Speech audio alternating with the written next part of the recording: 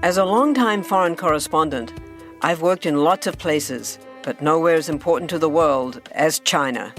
I'm Jane Perlez, former Beijing bureau chief for the New York Times. Join me on my new podcast, Face Off, US versus China, where I'll take you behind the scenes in the tumultuous US-China relationship. Find Face Off wherever you get your podcasts.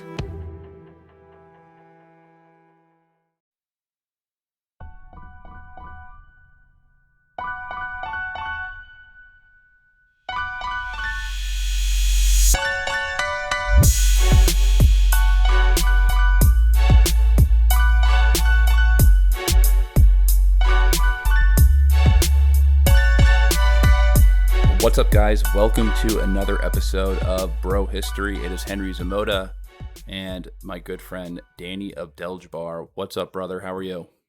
Chilling, man. As per usual. How about yourself? I'm doing pretty good. That app that you just showed me is crazy. I know. We're probably gonna insert some stuff into our upcoming shows at this point. What we're talking about is how AI can make songs on the fly. So we were having a good old time writing songs about a used car salesman who exclusively sells Toyota Hilux trucks in the Middle East because they're great for warlords. And we also made a song about what was that other song, Henry? We made a song about a guy who buys a painting in Austria. And he thinks it's amazing. All his friends love it. And he comes to find out that it was painted by Adolf Hitler. And now he's embarrassed and doesn't want to tell the truth. And it was a country song. Yep. And for some reason, I feel like a country song suits that the best. Yeah, it really does. Yeah, I think it would be funny. I can't wait to just like put the most ridiculous scenarios to see if it eats it up and spits something back out. And I mean seconds. If you're interested and you're listening and you want to play around with it yourself, the app is called Suno. I wish I had a promotional code because I can't recommend it enough. We're not sponsored by them at all, but it's just crazy. Go have fun. Yeah, it's crazy. Well, today we are talking about, and let's just get right into it. No current events. We've been doing too much current events. We are losing the spirit of the show. We are going to talk about the 20th century. Specifically, we're going to talk about the situation that Jews found themselves in, and really as the guide. And I primarily use the writing of Hannah Arendt for this because I honestly think that she understood the situation of the 20th century between the friction between Jews and totalitarian regimes better than anyone, given that she was a German Jew herself.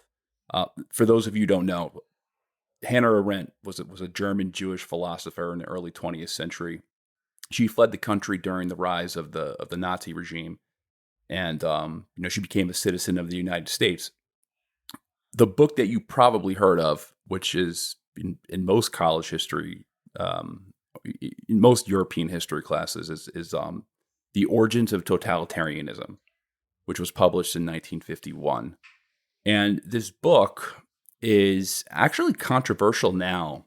It wasn't controversial when it was originally written, but everything from the past is now controversial.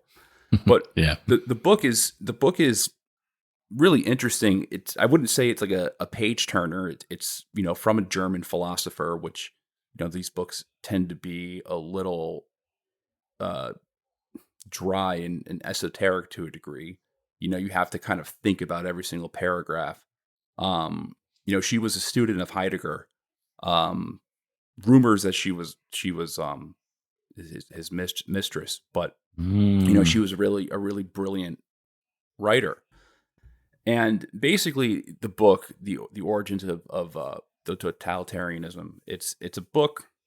It's really not even a book about the origins of totalitarianism. It's a collection of books about the anti-Semitism that rose in the 20th century is the first part of the book, and then she writes about both the National Socialist regime, and then she writes a little bit about the Soviet Union at the end. But the majority of the book is about the Third Reich, and it's like an effort of her to try and really understand like what are the characteristics of totalitarian regimes. Like it's not even really like the origins of it. It's more of like tracking the behavior of it and identifying what a totalitarian regime is.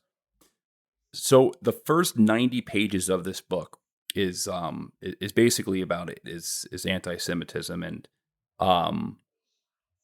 it's really interesting, and I would recommend at the very least giving the first 90 pages of this book a read, because the insights that she has are extremely valuable, and they make you they help you make sense of just how ugly the 20th century was, and when you read these, it makes it seem like history is just there's no changing it. It's just like this mechanism that it's like that's bound to almost like happen. fate that it's bound to happen. Mm-hmm. But I'll get into her, what her arguments are. She basically writes about why Jews were targeted as enemies of the state in the Third Reich, and what she does. Well, the first thing that she does is that she makes the argument that the common explanations of anti-Semitism or the origins of anti-Semitism are incorrect. So the first point that she makes is that, or the first conventional wisdom that she tries to erase or argue against, is that anti-Semitism is a product of nationalism. Okay. So the case that she makes is that political anti-Semitism emerges with the decline of the traditional nation state. So after World War I, nation states in Europe were much weaker than they were a decade earlier. The war had devastating economic consequences, which led to massive debt. And the economic strain weakened the capacity of nation states to maintain their pre-war levels of influence and control. Both National Socialism and communism, which emerged after World War I, were not nationalist movements. There is this kind of belief that like World War I was because a lot of it was nationalism, but World War II, the ideologies that are a lot more international in nature. The National Socialists used to, they used nationalism as like a strategy to reach the masses, but they were international thinkers. They were global thinkers. Fascism. They were globalists. Fascism was something that extended, across the borders of Germany. Even National Socialism was something that spread, across the across the borders of Germany. These movements, they challenged the existing nation state paradigm. And these ideologies, they sought to transcend traditional national boundaries in pursuit of, global or transnational goals.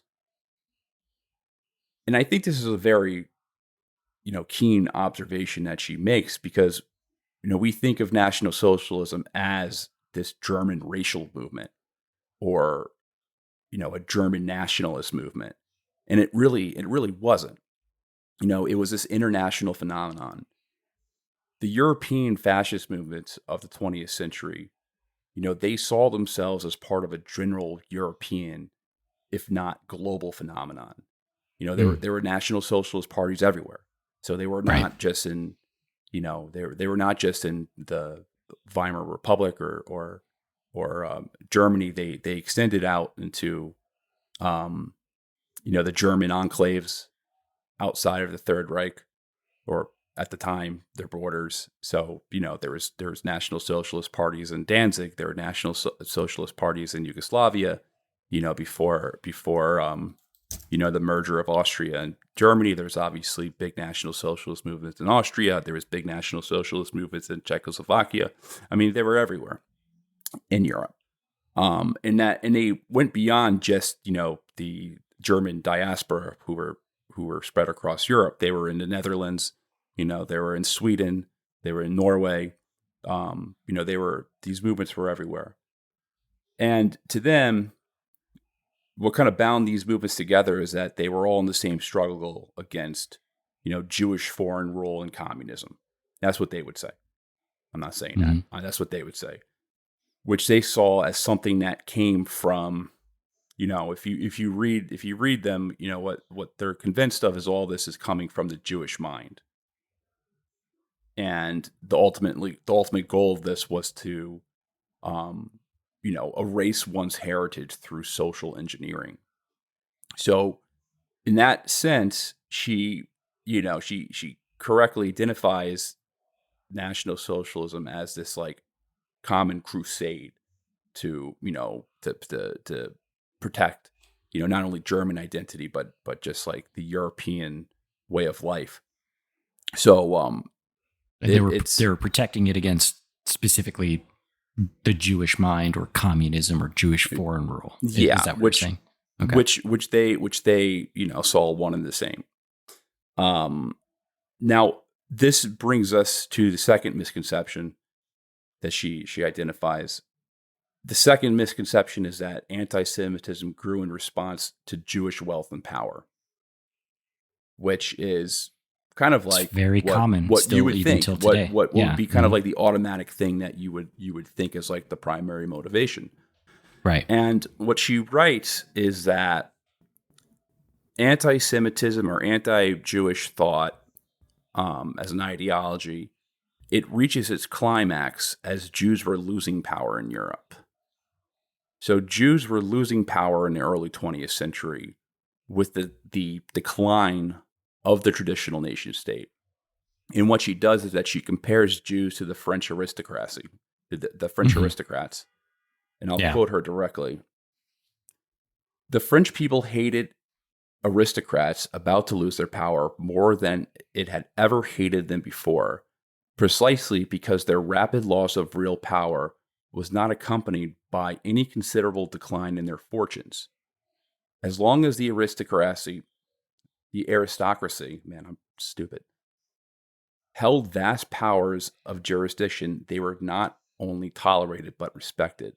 When noblemen lost their privilege, among others, the privilege to exploit and oppress, the people felt them to be parasites without any real function in the rule of the country. In other words, neither oppression nor exploitation as such is ever the main cause for resentment. Wealth without visible function is much more intolerable because nobody can understand why it should be tolerated. Anti-Semitism reached its climax when Jews had similarly lost their public functions and their influence and were left with nothing but their wealth. So, wow. Wealth without visible function is much more intolerable because nobody can understand why it should be tolerated. That's a quote. Well, what she and I'll go on and I'll give my my thoughts on it. And just an example would be in Germany, even before Hitler becomes chancellor, German Jewry as a whole was declining. German Jewries were not running the economy. They were not. They were losing their power. Positions in a lot of the major banks. So they were declining. Their political capital was declining. Even prior to the National Socialist, rise to power. Now, I'll go on. persecution of powerless or power-losing groups may not be very pleasant, be a very pleasant spectacle, but it does not spring from human meanness alone.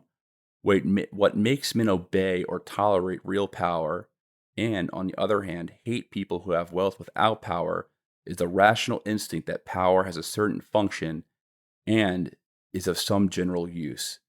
Even exploitation and oppression still make society work and establish some kind of order. Only wealth without power or aloofness without a policy or are felt to be parasitical and less revolting because such conditions cut all the threads which tie men together. So I think what she's saying is that we don't hate the powerful when the power seems justified.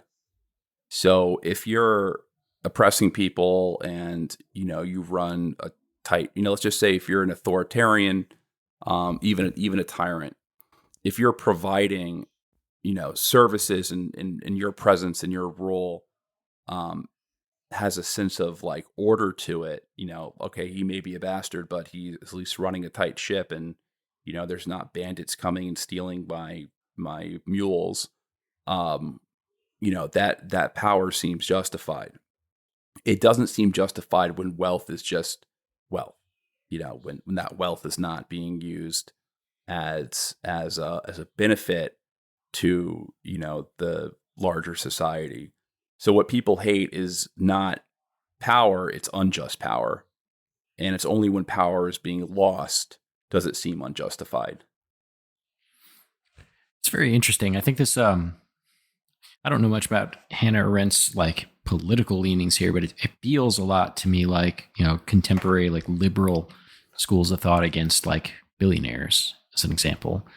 Like, I feel like there is in the zeitgeist, there's a sense that there is no order and there, it's nothing's working. Nevertheless, we do have these wealthy billionaires that are, to quote Hannah Arendt here, more intolerable because nobody can understand,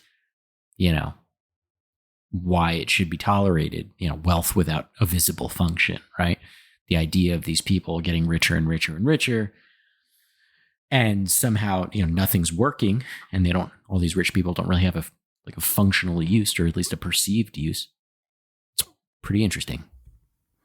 And so, what is Arendt here doing? Is she like saying that anti-Semitism is rising generally because this group of folks who had a lot of wealth and power, i.e. the Jews, start to slip in their power, but maybe still hold on to their wealth, and now they're just like, they can't tolerate that anymore because there's no use for them in that case? Is that what she's trying to say?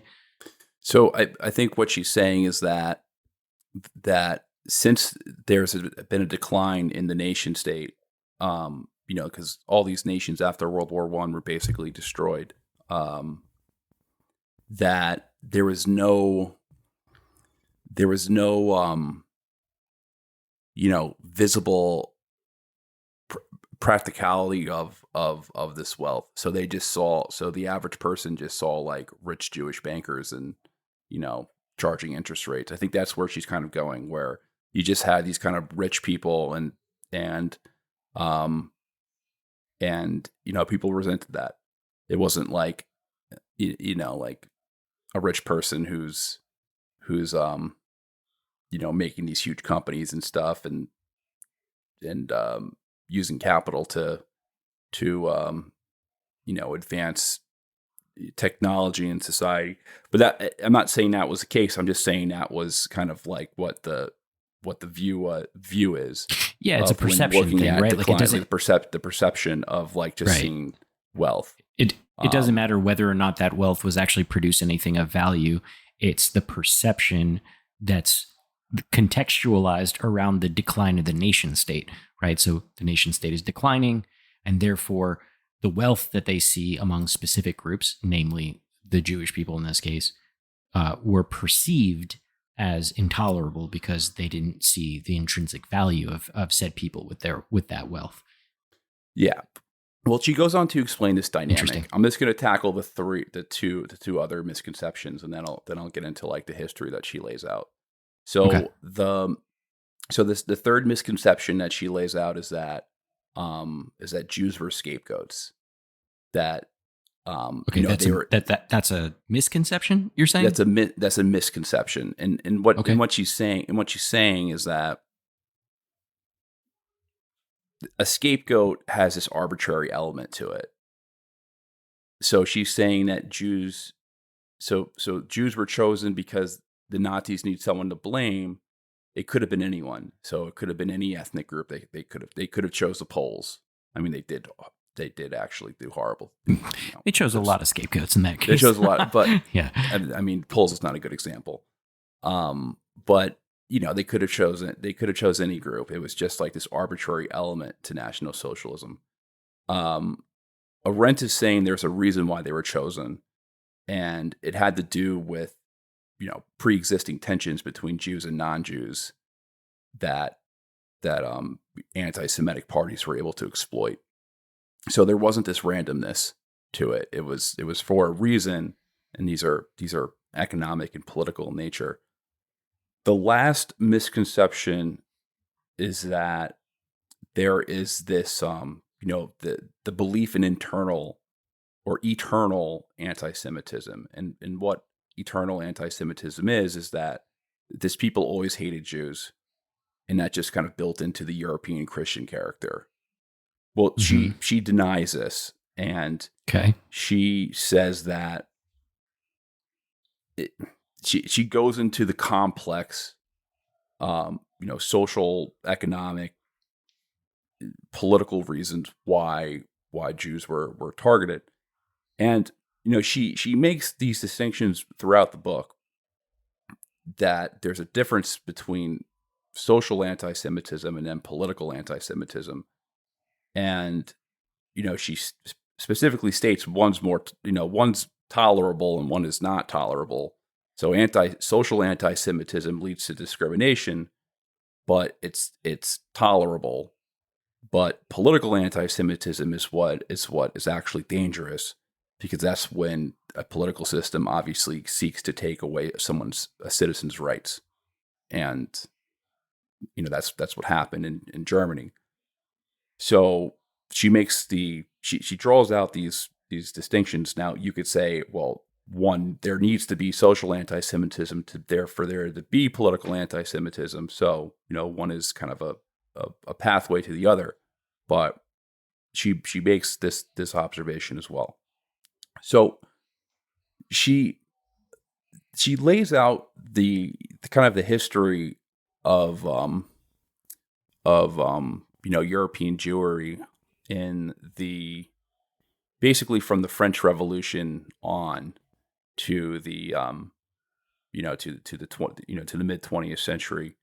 And I'll quote her: "Modern anti-Semitism must be seen in the more general framework of the development of the nation state, and at the same time, its source must be found in a certain aspects of Jewish history, and specifically Jewish functions during the last centuries."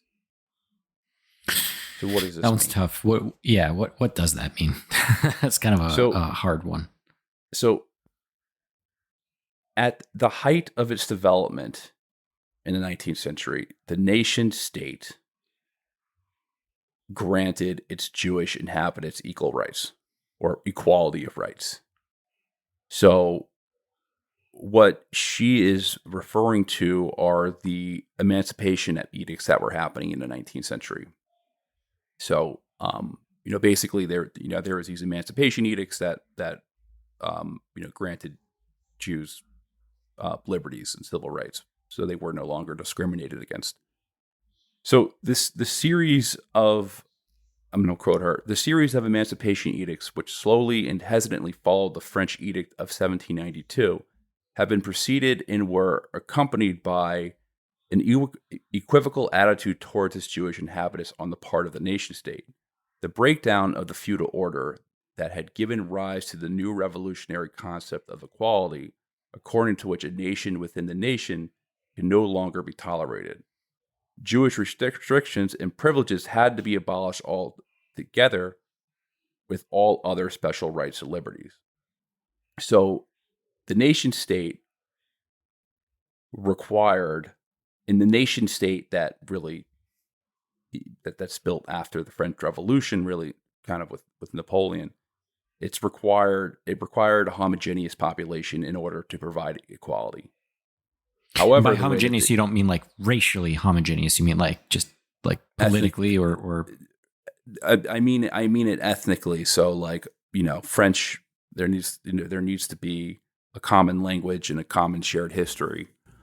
Okay. Between the state's inhabitants for it to be a true nation state, for you to develop the land for the French or the land for the Germans.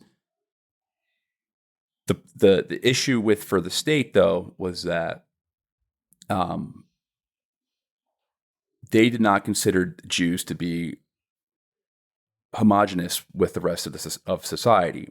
Therefore, they were other in that case. Okay, they were others, and therefore Jews were made equal by giving them privilege. And these privileges were given to Jewish bankers because, frankly, the modern nation state needed them.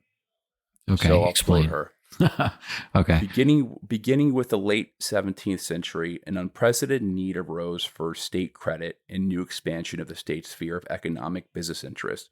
While no group among the European population was prepared to grant credit to the state or take an active part in the development of state of business, it was only natural that the Jews, with their age-old experience as moneylenders and their connections with European nobility, to whom they frequently owed local protection and for whom they used to handle financial matters, would be called upon for help. It was clearly in the interest of the new state business to grant the Jews certain privileges and to treat them as a separate group. Under no circumstances could the state afford to see them wholly assimilated into the rest of the population. So well, that's crazy. Go ahead, explain that, but I have questions. So what she's saying is that Jews were granted special privileges because the states relied on them. Okay. And these states could not afford to exclude Jews, especially wealthy banker Jews, as they depended on their financial capital. Okay. However, they also couldn't let Jews remain entirely separate, as they needed them to contribute to the notion of equality. So, and this was these edicts and these privileges were not given to like all Jews. When she's saying that, she means wealthy banker Jews who essentially take the role in many states as court Jews. And I know that sounds kind of like derogatory, but like that's what it was called. That's what they were called. It's the word that they used. Yeah. And they were perfect for this role because the Jewish diaspora spanned many different countries. Thus, they had already formed these interconnected financial networks spanning all across Europe. Well, like between each other, between Jews themselves? Exactly. So if you want to get a message between France and Germany, then you could use Jews, Jewish populations as intermediaries to get those messages across. If you need things like that. Expanding on that in an economic sense, if you needed to do business with some other country somewhere out there that you didn't necessarily have that connection with, you would turn to Jewish people because Jews aren't necessarily part of this homogenous state or that homogenous state. They're kind of just existing in both states. And so therefore they were the ideal connection point between different homogenous states. Yeah, and right? A lot of Jews served in like state departments and in diplomatic circles for precisely that reason, because they had connections in other countries. What were the privileges in particular? Because that's the thing that I'm missing here. What kind of privileges did these specifically wealthy banker Jews get that, say, the regular state homogenous people didn't? They got financial privileges and like banking privileges. Okay. So mainly, the ability to lend credit and things like that. So so an example that you could use. A good example of this is Otto von Bismarck. So Okay. one of Bismarck's closest confidants was a guy named Gerson Bleichschroeder, or Bleichschroeder. Bleichschroeder. And he was one of these wealthy German Jewish bankers. And basically what he served in the early Prussian state, and he served as this he served as a backer of Bismarck's war. So when Bismarck needed to go fund because Bismarck had, in order to create the German Empire, they had to do 3 wars. So they had to do a war against Denmark, they had to do a war against Austria, and then they had to, finalize or solidify the nation with their war against France. So with their war against France, because the Prussian war against French that unites Germany was, there's a lot of shady stuff that went into it, but basically the Prussians provoked the French to attack them, and they, he couldn't go to Bismarck couldn't go to Parliament to fund this war, and he couldn't just he wasn't going to add, start taxing the population. I suppose he could, but it wouldn't have been very popular. To these new because basically the Prussian state, what turns, they make the Prussian state by basically taking the Austrian satellite states like Bavaria and all that. They were all satellite states to Prussia, to Austria-Hungary. That's why they went to war with Austria, and they couldn't just tax these new subjects to fight another war with France. So they had to finance the war. So Bismarck went to the Jewish population, the Jewish banking population to finance the war. So that's the type of.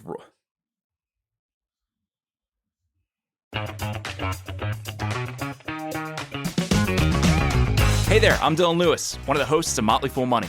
Each weekday on Motley Fool Money, we talk through the business news you need to know and the stories moving stocks on Wall Street. On weekends, we dive into the industries shaping tomorrow and host the experts, authors, and executives that understand them.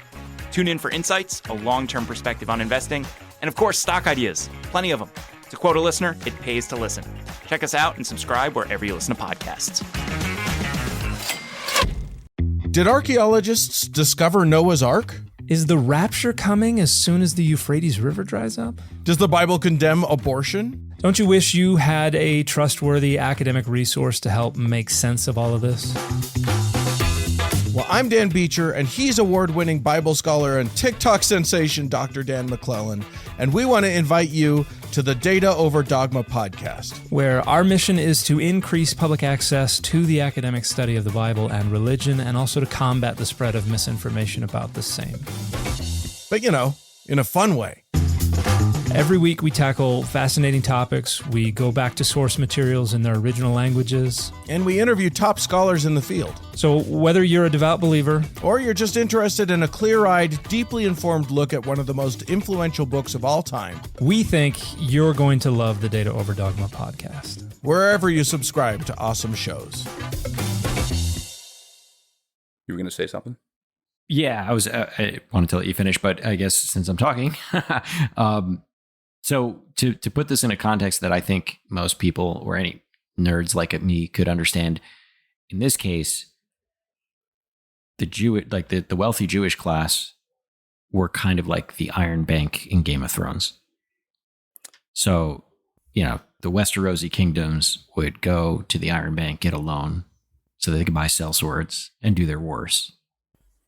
They weren't necessarily just taxing their people because, technically they could, but probably wouldn't have worked out very well. They would riot or whatever, right? Or the German states never did. Even in World War I, the Germans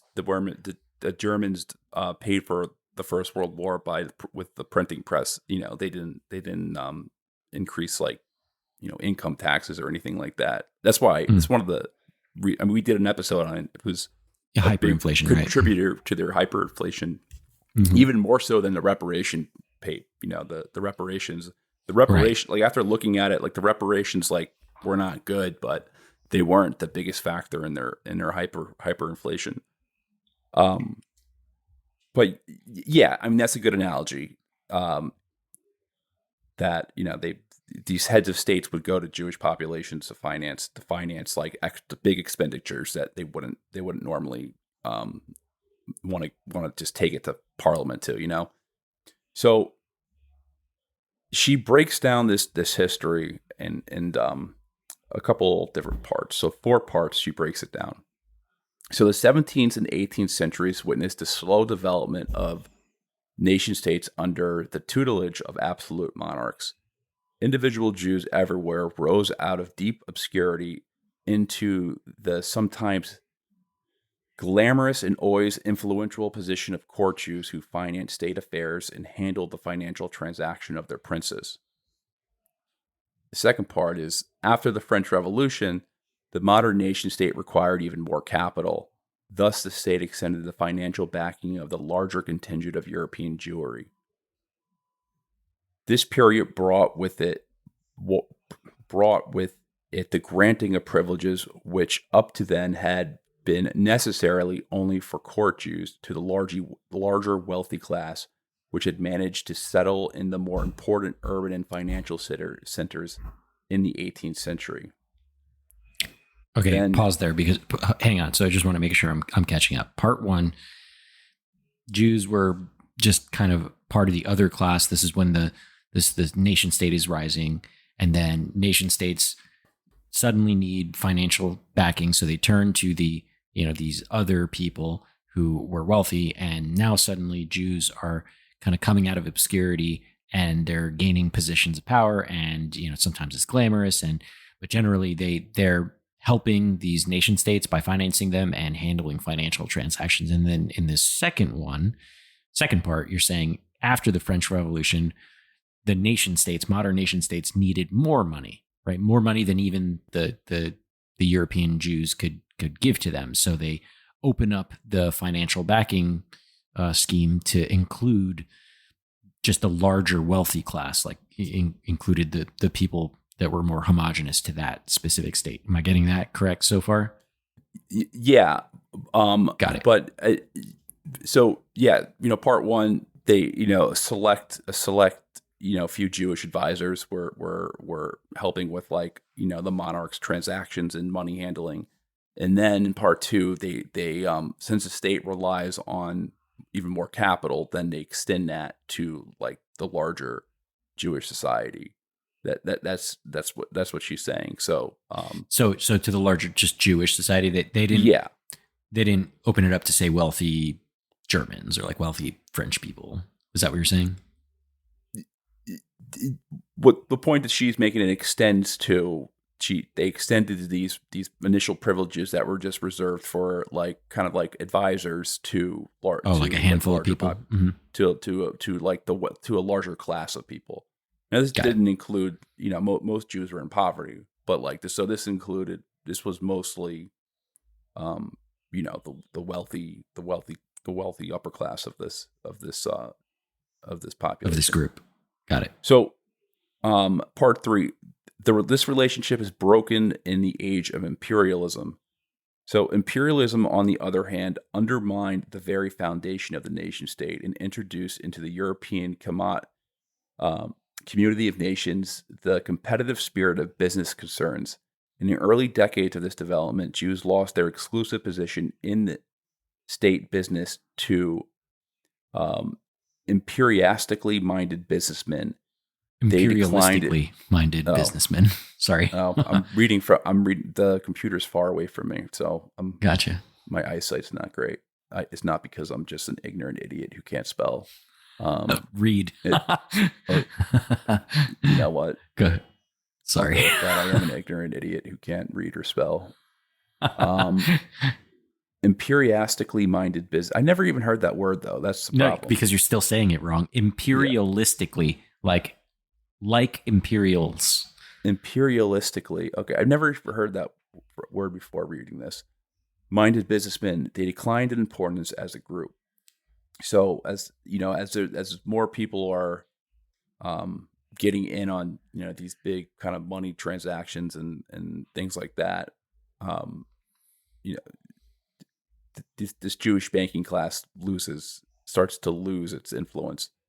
And the reason why they're losing their influence is because these nation states are getting into empire building, and now they need more and more money, and that amount of money is coming from businessmen within the nation state specifically, thus declining the importance and the strength of the just like big wealthy Jewish like classes. just big business in general. The big business who the people who are going into Algeria and extracting oil and stuff like that. You know what I mean?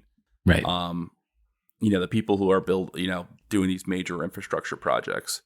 That becomes kind of like the new wealthy upper class in Europe, or they were always like kind of nobility, but this becomes like this new business elite conflicts with the Jewish banking elite in the 19th century.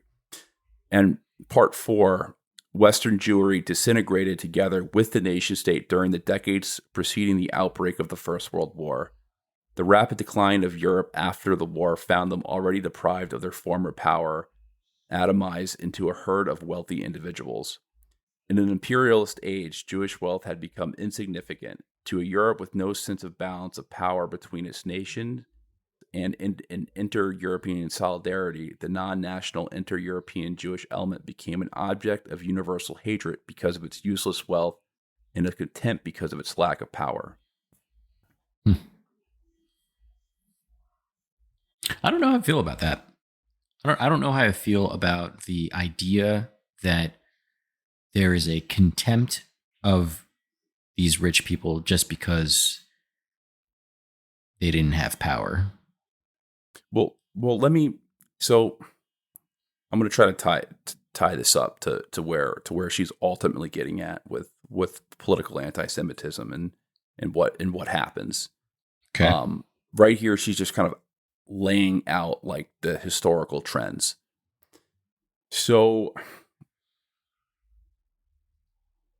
the early anti-Semitism. So, the anti-Semitism that develops in the 19th century, early 19th century,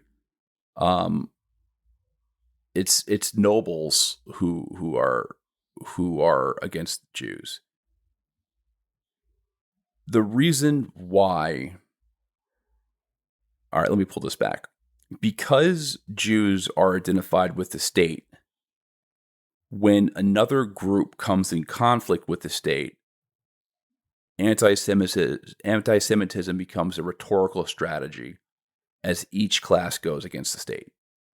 So if you look at early anti-Semitism, it comes from nobles, because as Jews are granted privileges, nobles are losing privileges.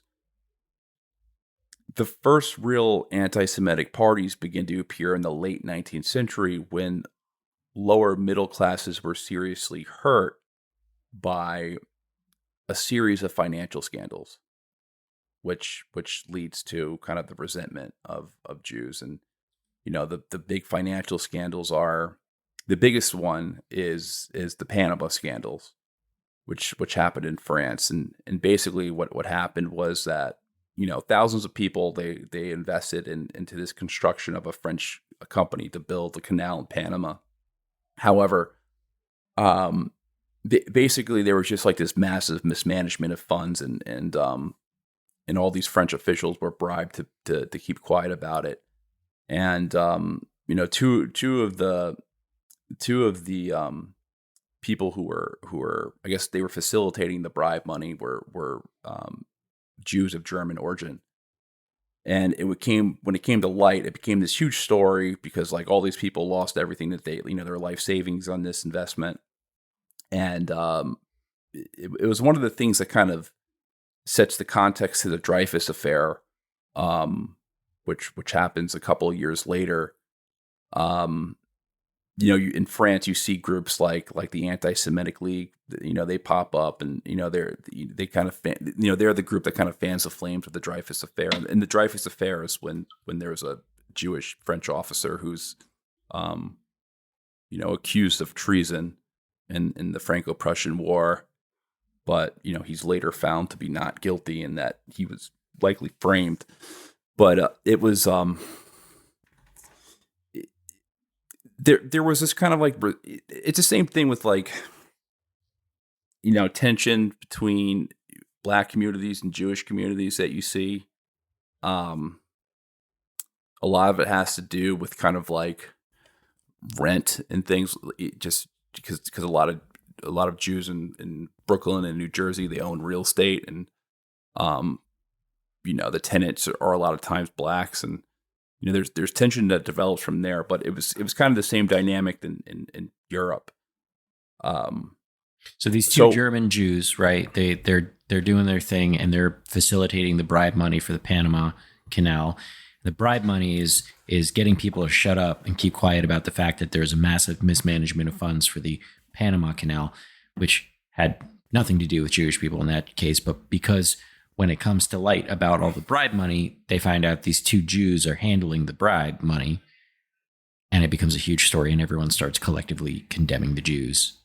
Yeah, because these two German Jews. Yeah, it was the biggest. There was other financial scandals as well, but this was like the big one that was, in the international press, because the investments were, it was the largest. Just think I of wonder like if it had been like Poles, or if it had been like fucking Roma people, or like I don't know, any other group, right? Would they? Yeah, I mean, it could have been if it was them? anyone, but there was the result of it, was that Jewish communities were collectively condemned, just because they were largely seen as kind of like banking class. So that's kind of what happened. Now, where you see the first big anti-Semitic parties foster is in Austria. And the reason why is, the reason why Austria is the breeding ground for these anti-Semitic parties, because you have a bunch of different ethnic groups who are clashing with the state.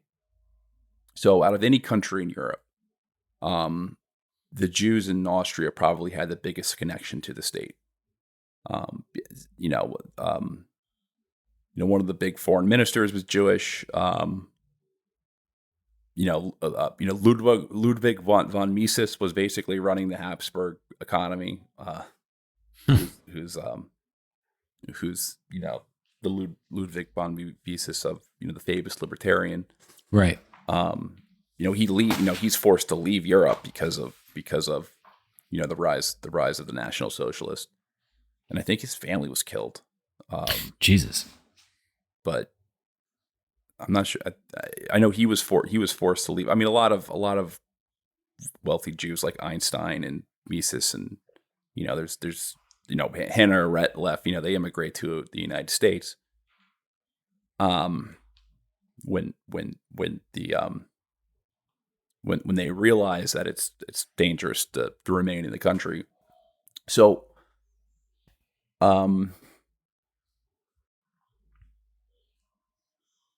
as each class, and I'm just going to quote her. So each class that came into open conflict with the state turned anti-Semitic.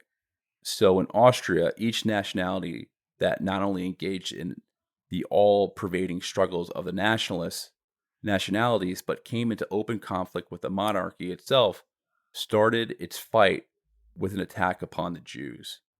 Okay, so the Jews were closest to the political elites, the state itself in Austria, and now a bunch of smaller political classes are coming into conflict with the state, and so therefore, to get to the state, they go through the Jews. Is what she's saying right here? Exactly. So since Jews are associated with the state, that when there is a group that is going against the state, the easiest way for them to go against it is by attacking Jews, like saying, "Oh, it's ran by Jews," Okay. and all that. I mean, there's kind of the same dynamic going on now. Yeah. But this was going on a lot more pervasively in the 20th century. Mm-hmm. So one of the first known politicians who really employs anti-Semitism as a rhetorical strategy is Karl Lueger. And Karl Lueger is an Austrian. He's of the Austrian Christian Social Party, and he was the mayor of Vienna for for some of the time when Hitler lived there as a struggling artist. There's a really good book on this time period. There's a really good book on this time period called Hitler's Vienna, which is all about the politics of Vienna, around the time when Hitler was living there as, in his late teens, early 20s, and how it influenced his political views. But basically the situation in the Habsburg Empire is that, Germans were a minority, and then there was 12 other major ethnic groups that were constantly, kind of clashing among each other at this point. And very multicultural city at the time, still to this day, actually. It was multicultural, but there was ethnicity is at the time. Ethnicity was also essentially a political ideology. Like, even in the United States, at the very same time this is all going on, when different ethnicities are clashing with each other for political power, you have in the United States, Catholic political machines developing, and these Catholic political machines they're not clashing violently with the old WASP elite, but they're threatening their power structures in major cities like New York and Chicago. These huge Catholic political machines were being developed where they were basically running the city, which was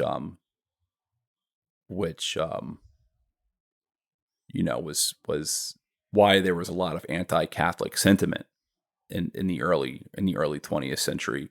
If you go back, if you talk to somebody, nowadays, interfaith marriage is basically no big deal. Anyone can marry any other faith, and most likely it's pretty much accepted by everyone, and even amongst someone's own family. Back then, even interfaith marriage among Christians was taboo. So if like a Catholic and a Protestant married in like the 1930s that was a big deal. People were like, oh my God, like how can you marry someone? I mean, that extended in the U.S. for a really long time. I mean, the whole Kennedy, thing. He was a Catholic, and that was like, oh, he's a Catholic, can't have a,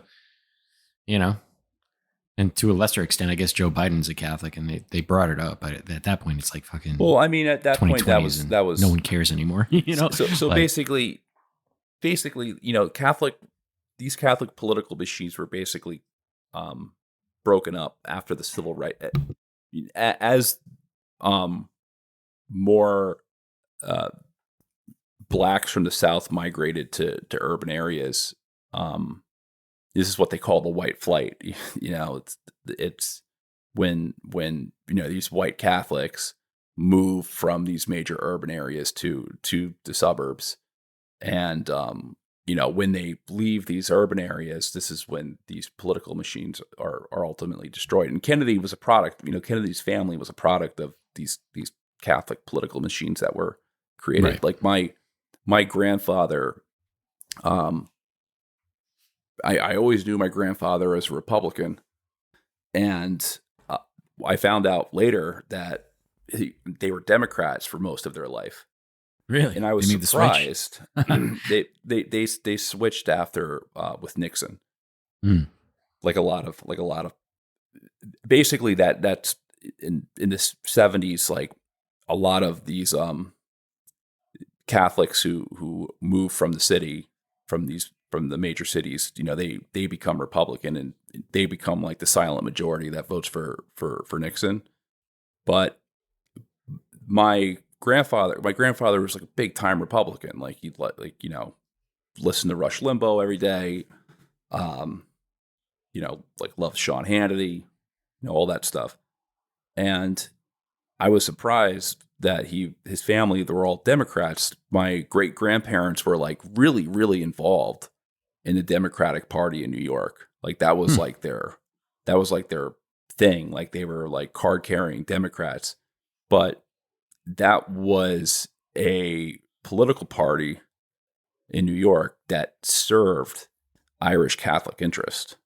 Like that was the purpose of these machines. It wasn't like ideological. It was a political party for Irish Catholics. So bringing it back to the original point of the show here, what you're saying is like these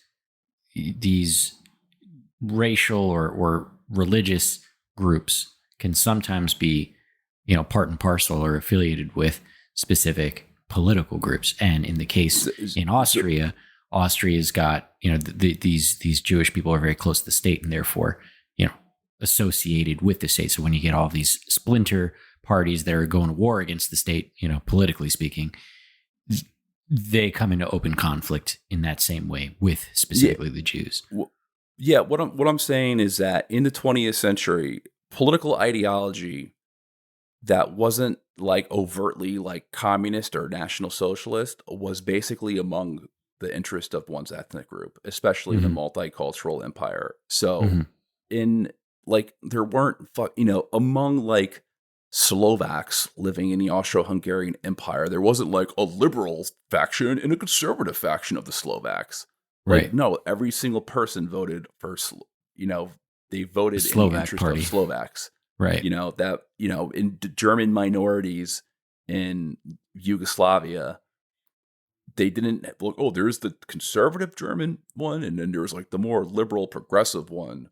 No, every single person was in favor of like pro-German parties. Like it just ethnicity at that time was, they were not just linguistic movements, but they were political movements as well. Like the political heritage was just important in made the identity of that ethnicity just as much as, the ethnicity and the language and history itself.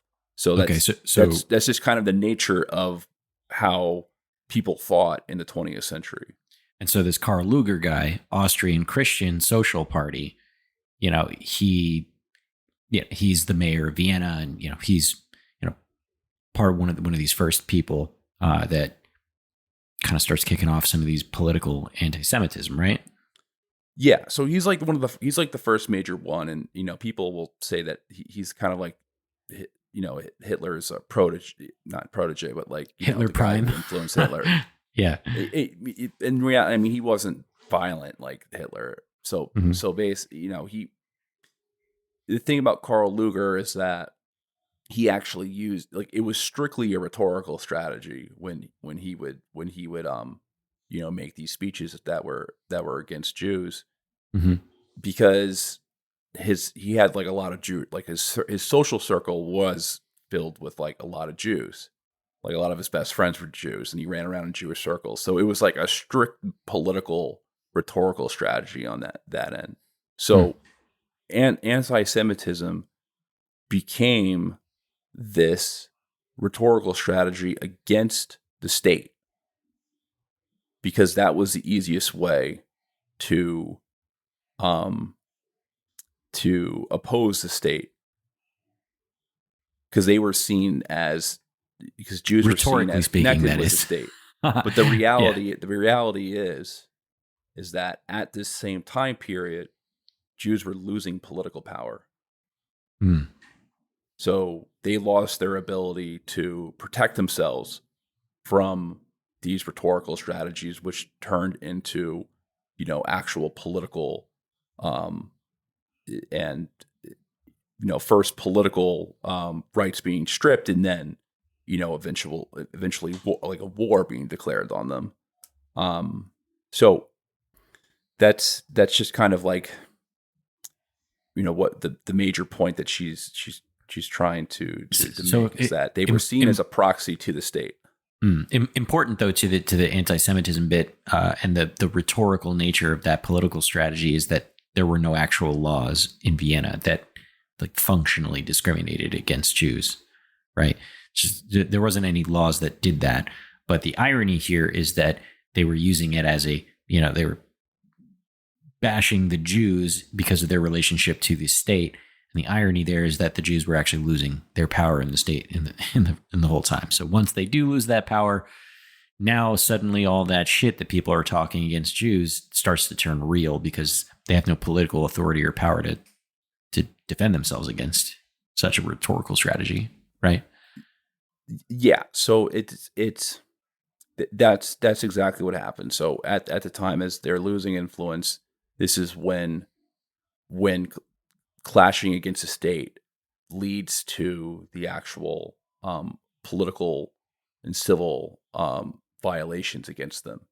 So that's kind of like the political history that she lays out. It's take from it that what you will, but I think it's an interesting insight, and I don't know enough to refute it. It's just something for you to kind of chew on and think about when you're kind of trying to understand like the dynamics of World War II and the 20th century.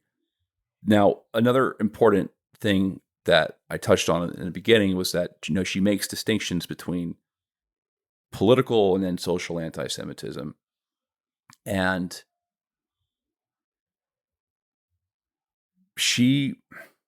I have a quote from her that I think it's very similar to the article, the Thomas Sowell essay that he wrote on that we covered in that other episode on middlemen minorities. Mm-hmm. So, anti-Semitism, having lost its ground in the social conditions that had influenced its development during the 19th century, could be freely elaborated by charlatans and crackpots into the weird mixture of half-truth and wild superstitions which emerged in Europe after 1914. The ideology of frustrated elements.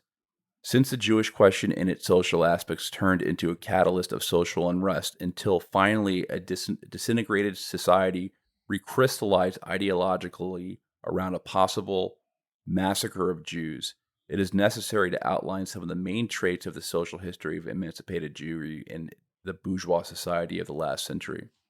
So, what she tries to outline is, social.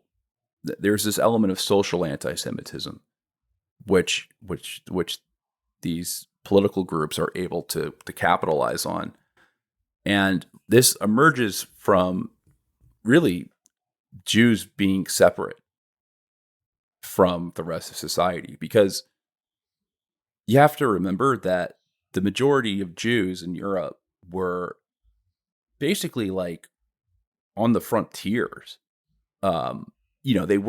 Most people weren't really exposed to them unless you lived in urban centers.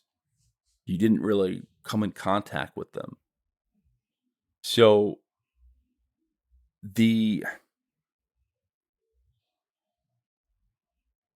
she claims that the rise of equality, and I'm trying to make the point correctly.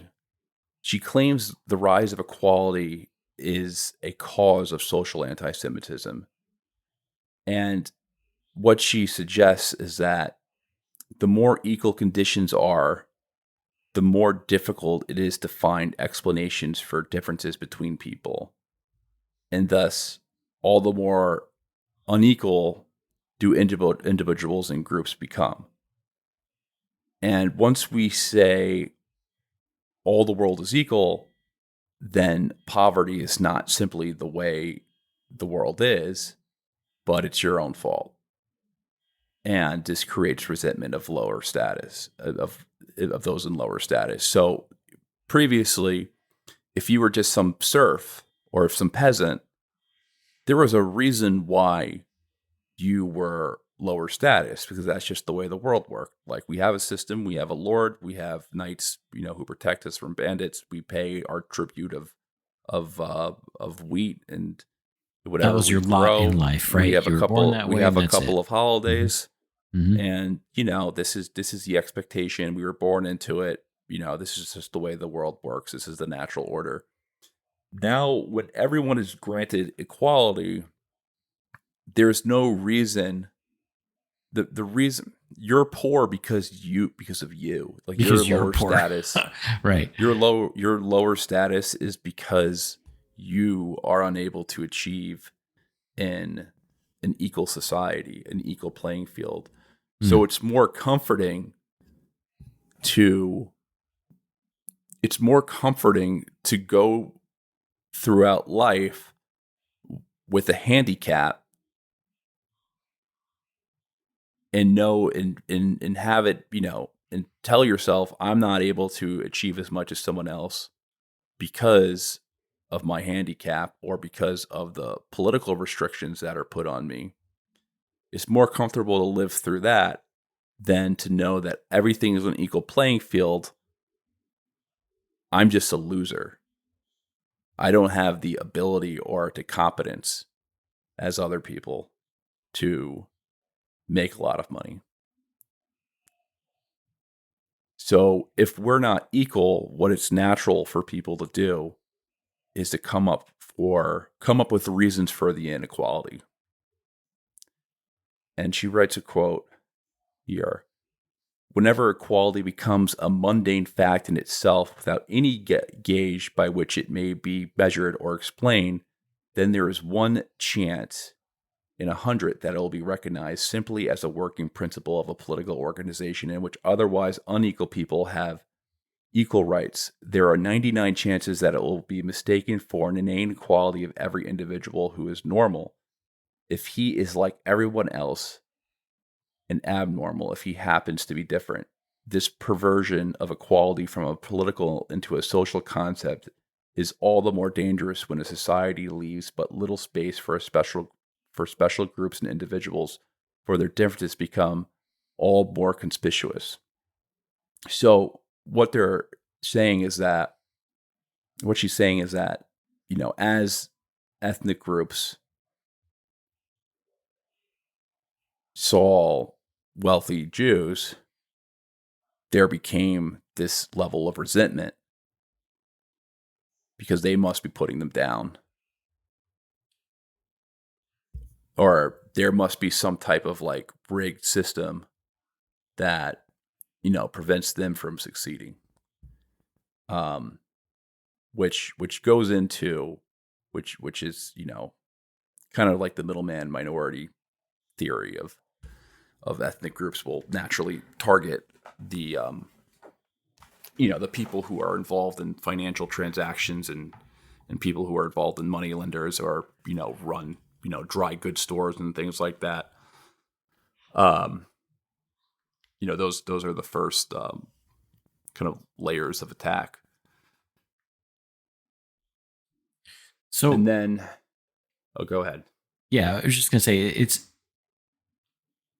I'm having maybe a little bit of trouble for some of the points in the beginning, because we're saying that she's saying that Jews are not scapegoats. That's not a reason why anti-Semitism come up. But in this particular case, there's this social resentment of Jews because now suddenly they're all equal, but there must be a reason why I'm poor and you're rich. So they're blaming the Jews in this case. It sounds like scapegoating to me. So what she's saying is that, I think what she's saying is that it's a combination of all these factors that are on the ground.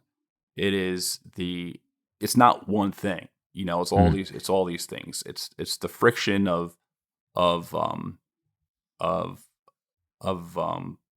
dealing with Jewish bankers and being charged like interest rates and stuff like that. It's and then it's also the friction of seeing like I'm poor and I feel shitty, and I just see like this wealthy Jewish guy, and he's, super rich, and all he does is just charge me interest.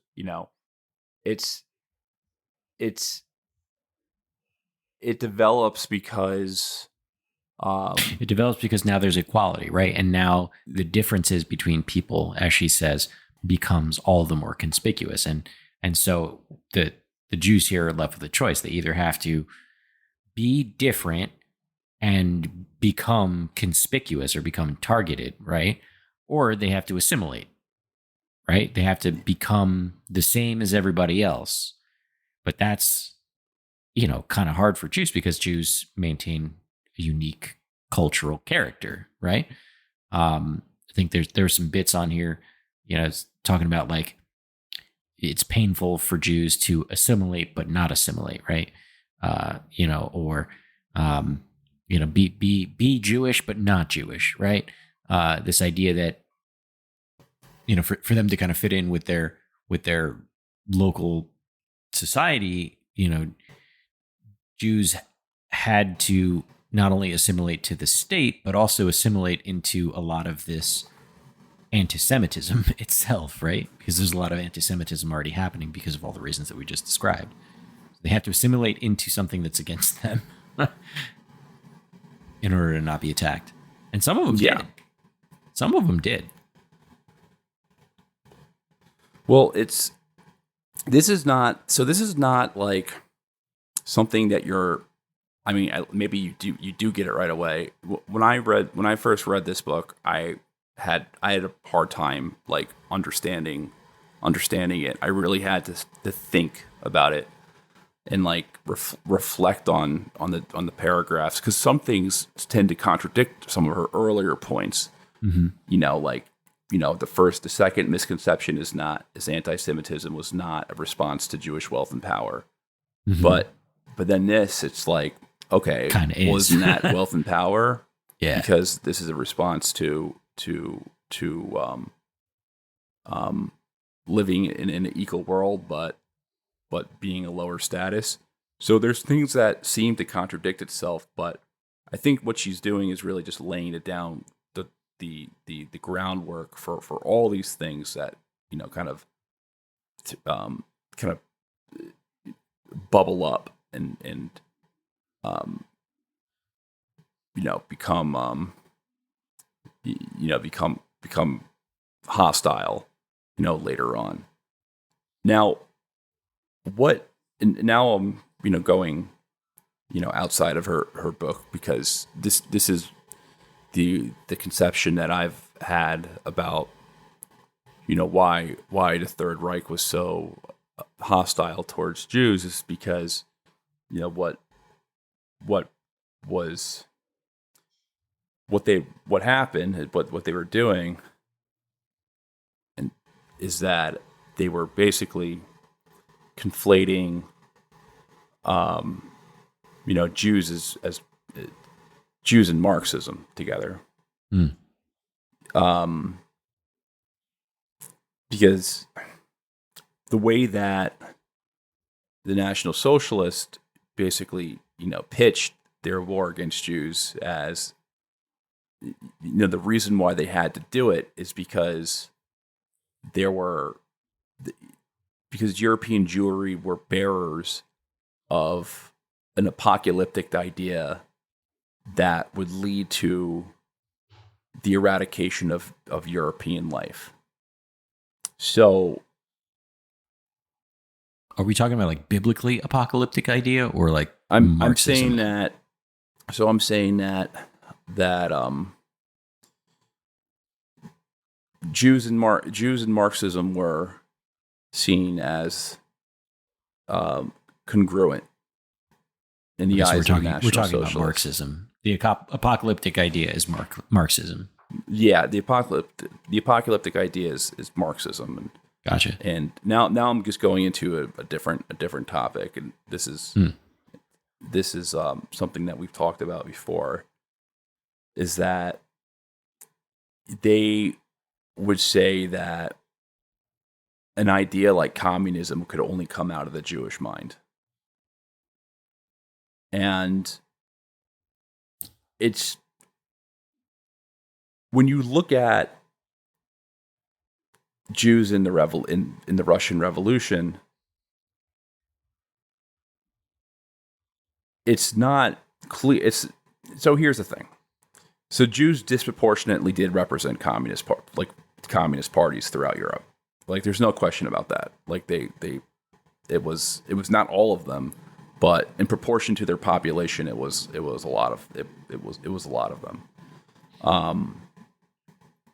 So like in Poland, the communist leadership was about like 7 out of 10. Mm-hmm. They made up about like 26% of the overall party membership. Most of the members of the Central Committee and the Communist Party in Poland were Jewish. I mean, in the United States, more than half the Communist Party in the U.S. was Jewish. Mm-hmm. In Russia, the first Russian Social Democratic Organization, the group for the emancipation of labor, was founded in 1883 by 5 people, 2 of whom were Jews. The first Social Democratic Party in the Russian Empire was the Jewish Bund. The Jewish Bund was like the Jewish branch of the communist movement in Russia, to Tsarist Russia. I think you're making Sorry, I think you're making a really good point here. You're laying out the cards here that you spelled out many instances of how Jews, functionally speaking, were very closely aligned with the Communist Party. Not all Jews, of course, but there is, seems like a disproportionately high number of them, right? So tying some of these ideas together that we've been talking about, Hannah Arendt is going on saying, at the time before the National Socialist Party, Jews become equal with everyone else, and then everyone else starts recognizing, why are Jews different if we're all supposed to be equal, right? Why are they rich when I'm poor? There's no more serfs and classes stuff. And at the same time, she talks about how for Jews, it becomes this very painful situation where they have to assimilate or be discriminated against, right? And so now we're talking about Marxism, which, in theoretically, ideologically, historically, opposes God and all forms of religion. Now, of course, I'm painting with broad strokes here. Jewishness isn't strictly religious. It's also cultural, but it is very, very religious, right? So the idea that a lot of Jewish people are now suddenly going towards communism is a pretty big departure from what you were saying earlier, because that departure was traditionally these groups would be aligned with parties that were in the interests of that party, right? The Germans would be aligned with parties that were in the interest of German parties, and so on and so forth. So technically speaking, communism isn't aligned with Jewishness because communism is theoretically atheistic. So perhaps, and I'm just throwing out, this is me thinking out loud here, so shoot me down if you don't think it's right. Perhaps this is a inverse response of the Jewish peoples at the time to feeling like, oh shit, I'm being discriminated against because of my differentness, because of my otherness in this equal society. So they go towards communism, which basically wipes clean the idea of this Jewishness. Like, they're just communist now, right? And now it becomes less of an identity thing for them to be Jewish, and more now it's a political ideology for them to be communist. So maybe that's why a good proportion of the Jewish community was there. I'm not particularly read into why it is that Jewish people were proportionally more interested in Marxism. It's not my area of expertise there, but just thinking out loud here, I think that there might be something there. Well, I mean, there's two aspects. There's the leadership of the communist parties, and then there's just kind of like the rank and there's the rank and file, like everyday party members, and you have to look at the majority of Jews, what their situation was in Europe, because all these states and all these countries, they're all lived in different situations. Like, in France and England, it wasn't as bad as it was in Russia and Central Europe and Yugoslavia, and places like that. It wasn't as bad. They were more privileged, in different markets, in different countries. So specifically, if you look at the Russian Empire, most of the Europe's Jews. So there was about 8.7 million Jews in Europe in the end of the 19th century, early 20th century. 5.2 of that 8.7 million lived in the Russian Empire, and they were about 4% of the total population. So most of Russia's Jews, so about 90% of them, lived in the Pale Settlement. And the Pale Settlement was basically a strip of land. It was like a long strip of land, but it was on like the border of like Poland and Belarus, in Lithuania. It was like right on the frontier in Ukraine. It was right on the frontier of the Russian Empire, and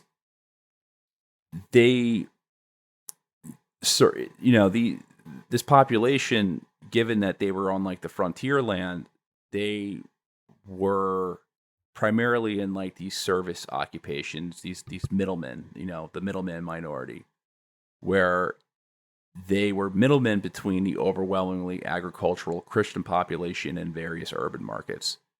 So in Eastern and Central Europe, many Jews were drawn to Marxism due to their exclusion from the political establishment, because they're way outside of St. Petersburg and where these decisions are, political decisions are being made. And these Jewish enclaves in the Pale Settlement, they were just like, a lot of them were just incredibly impoverished. Like, they're very, very poor. These factories were all fucked up and stuff. It was, these weren't like the wealthy Jews that your average, Austrian would have had this kind of like this rich, lazy guy who just inherited all his money. It was these were poor people. They embraced Marxism as a way to address their own struggles with the state. And a lot of Jewish Marxists in the Tsarist Empire envisioned like this new form of citizenship for, a national minority without a specific homeland. Thus, they were departing from their religious background while, openly opposing the blood and soil nationalism of Zionism. So these Jewish communists, a lot of them were not interested in Zionism. They were not interested in going to Palestine. They wanted to stay in Europe. I think that's really fascinating and ironic, because if you go online, there's like this, I think, like an effort to lay the blame for all the evils of socialism and Marxism, and all those regimes in the 20th century, like right on the shoulders of the Jewish community, but obviously there's a problem with that, which I mentioned before. Communism isn't necessarily, it's kind of at odds with Judaism. Karl Marx himself, his family converted to Christianity when he was a child. And I think he would probably that he might be interpreted as an anti-Semite himself. Like, if you read Marx on the Jewish questions, he basically says that Judaism represents huckstering and capitalism. And and they say Lenin was Jewish, but Lenin's maternal grandfather was born a Jew, and then he converted to Christianity as a teenager, and Lenin was most likely not even aware that he had Jewish heritage. I mean, just like you weren't aware that your grandfather was a Democrat, and they say that Stalin was Jewish, but there's no evidence of that. And Stalin was there's no evidence of that. Right. All this is pretty dumb, Yeah. But you hear my point, right? It's like, it's ironic and fascinating, and probably a little bit of what, Arendt was saying about Jews kind of like integrating themselves a bit into this society, because they had to integrate into anti-Semitism itself. And in this case, I think integrating into Marxism is kind of like Jews integrating into anti-Semitism, because it's at odds with the idea of Judaism.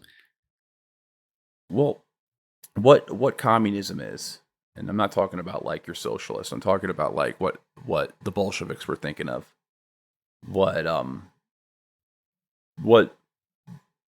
they wanted to do, and what made them different than where they derived, or what made them different from Marx, is that Marx basically said everything and everything would work itself out eventually, whether it be generations, people through democratic means would finally figure out what's best for them, and then they would vote for a socialist government, and then everything would be utopia.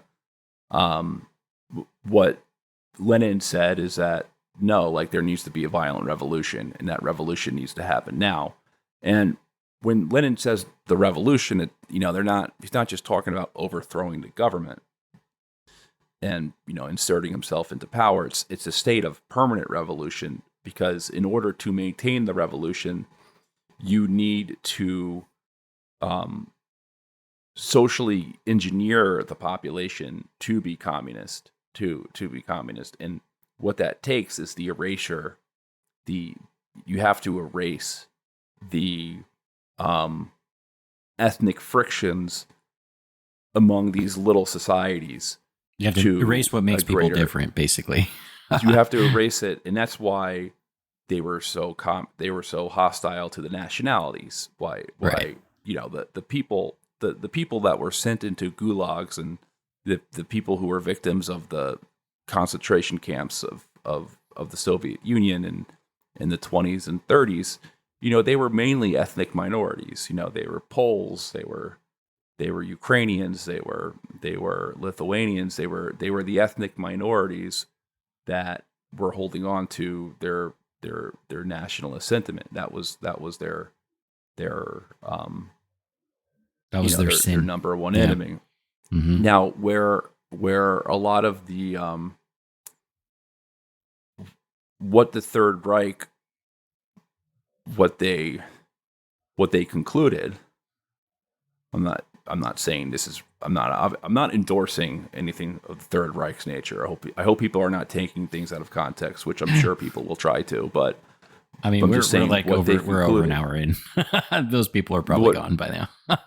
what they concluded is that the if you look at the NKVD, the NKVD was like 40% Jewish, and like the top leadership was the Cheka agents were disproportionately represented as like a Jewish business almost, where like how like there's ethnic business people get into cars for kids, businesses that their forefather, like the Cheka agents kind of became like a form where Jews in the Russian and the Soviet Union got into government, and in places like Ukraine, like Ukraine was because my family, my Polish side of the family is from Ukraine. They're from Kiev, and they had all of their everything that they owned was confiscated by Cheka agents. They were basically the people who administered the concentration camps and handed out the sentences to people who were considered hostile to the state.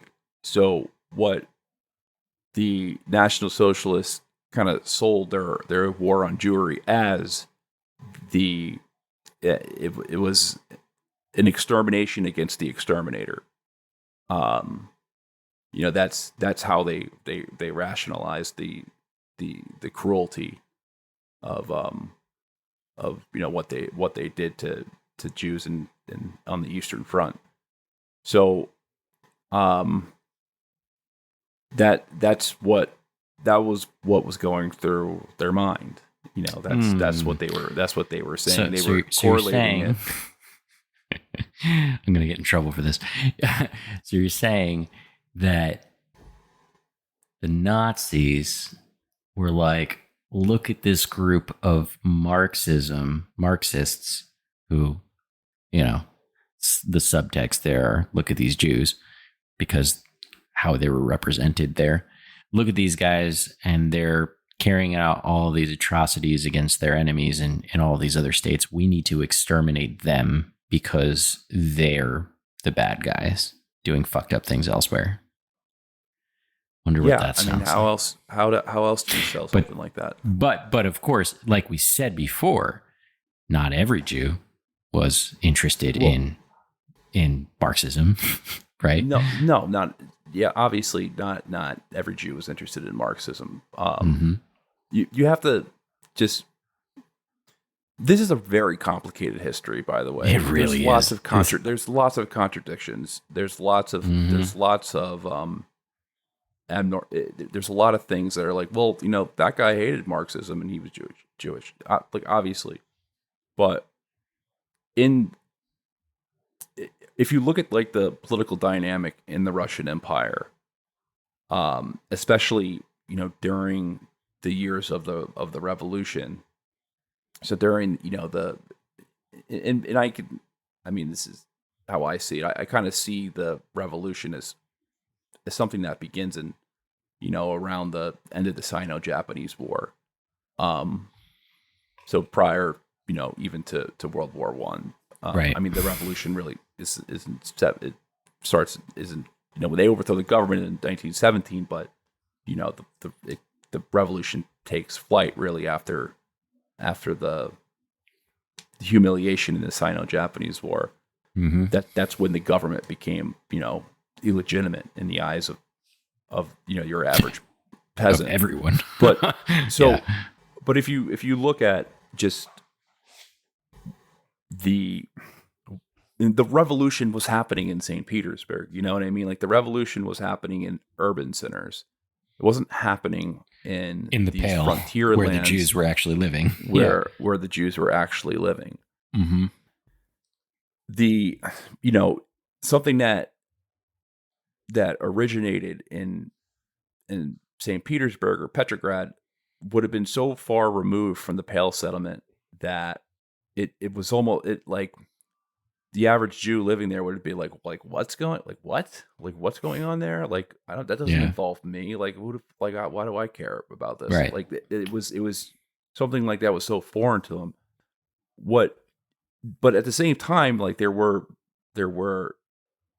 Jewish cadres in the leadership, and these were ones who lived in the urban areas, like Trotsky. Mm-hmm. But the Soviet Union, well, I guess first and foremost, one of the reasons why the larger Jewish population supported the Red Army is because of the backlash of the White Army, because of the pro-monarchist side during the war was a lot more hostile to Jews than the Red Army. And after the war was settled, the Civil War was settled, they granted equal rights to Jews. But a lot of the big reason why they're pushed that way was just the anti-Jewish nature of the counter-revolutionaries. But yeah, like the Red Army would be they served as like the primary defensive, like, against pogroms and things like that. So, and of course, they were recruited into the Soviet governmental system. Mm-hmm. So suddenly a atheistic and potentially anti-Semitic, communist party becomes the champions against the attacks on Jews in Europe, like the pogroms and stuff like that. It's wild how much it changes and how like contradictory it feels, right? Like it's like hard to keep tabs on it all, right? We it's like the allegiances switch so hard and like the motivations switch so hard. Honestly, I'm having a lot of fun with this episode, even though it's going a little bit slower, because I feel like this is like we're reading a book that's beyond my personal like intellect level. And the subject matter is not easy, but I feel like we're just barely trudging through it, but we're getting through it. And I don't know. I feel like I'm learning a lot. Yeah. And like another important note is that just looking at industrialization as a whole. So with the rise of industrialization, the Jews were who were basically in these, middleman type roles. So, traditional service roles, intermediaries between the predominantly Christian rural population and urban markets. With the rise of industrialization, many these roles declined, like their use and function declined as a whole. So many Jewish artisans were pushed into these like working class factory jobs. So again, like that's where Marxism becomes more attractive when you are, considered, Seize in the that means of working production class. Yeah. Where you have the opportunity to create this vision of equality and brotherhood and as a worker. Mm-hmm. So there's all these different parts of it. This is a controversial topic, and it's but at the same time it's it's like extremely interesting. It's like people are like, well, why are you so fixated on like such a small itty bitty population? Like, I don't know, because this was a major part of World War II, and like Right. this was a major theme. And I want to, I think it's you should want to understand these social and political and economic factors that lead to these types of events. So, yeah. Honestly, I feel like I've bitten off a bit more than I thought I can chew. But it's not deterring me. If anything, it's making me more interested. Right? It's like you think you got it figured out, and then there's this other extra little wrinkle that's like weird and strange and like counterintuitive, and Yeah, and you have to, if you look at Russian Marxism and the rise of Russian Marxism, like, yeah, there's a lot of Jews in the kind of the formation of the ideological character of Russian Marxism, but there's a lot of splits between the different, because there were different factions of Russian Marxism. The big everyone knows about the split between the Bolsheviks and the Mensheviks that happens in 1903. And this is according to Sean McMeekin, and Sean McMeekin is the author of Stalin's War, which is this huge book on basically like the Stalin's plan to invade Europe. But he's also written a ton of books on the Russian Revolution, and he's written a bunch of books on the Russian Empire. I think he's the most premier American scholar, at least, on the Russian Revolution and the world, the pre-World War II Soviet regime. What he writes, and he quotes another historian, or he sources another historian named Harold Schuckman, who's a British historian, who was one of the the most esteemed Soviet scholars, along with Richard Pipes in like the 60s and 70s. And what they say is that the split between the Bolsheviks and the Mensheviks was not for ideological reasons. It was basically a control. It was the Bolsheviks were primarily like the non-Jews, and then the Mensheviks were primarily the Trotsky faction, who were Jewish intellectuals who were kind of recruited into the movement. And that split was meant to push the Jewish intellectuals out of the leadership of the communist movement in Russia. But these movements then again come back to each other, and they work with each other again. So there's all these contradictions, and then of course there's the purges of Stalin, where Stalin basically has a lot of the leaders of the NKVD, the Jewish leaders of the NKVD lined up and shot. And the reason why that happened is because Stalin saw these security these leaders in the security apparatus of the Soviet Union as he wasn't going after them because they were Jews. It's because he went after them because he saw them as rivals, and Stalin was the most powerful man in human history. He wasn't going to allow like a fiefdom within his own empire to create enough political capital where it would be a legitimate rival. So I mean, right. There's all these things that you can that are contradictions to one another. And then you look at even like Hitler. Hitler's personal driver was half, and Maurice Emanuel, one of the founders of the SS, he was half ethnic Jewish.